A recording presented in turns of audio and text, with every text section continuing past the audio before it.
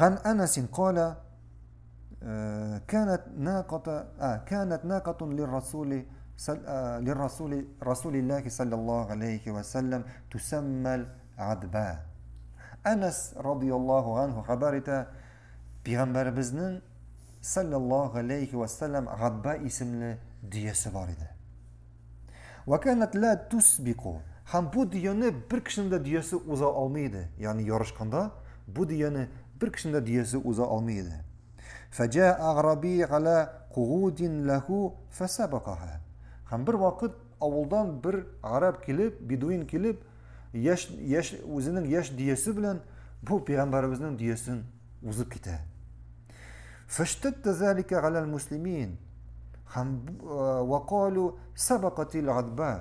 Ham bu hal Müslümanlar yani nindir kişinin diyesi, Peygamberimizin diyesinin uzu bu sahabeler için büyük ağır bular. Ham bular indi sili başlar karalı Peygamberimizin diyesini uzdulardı deb aytadilar.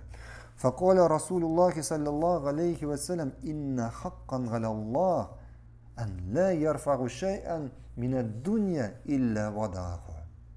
Ham şundan so'ng Allohning elchisi aytdi, shunliqda Alloh o'zini haq etdi, ya'ni Alloh o'zini majburiy etdi, o'zini tegishli etdi.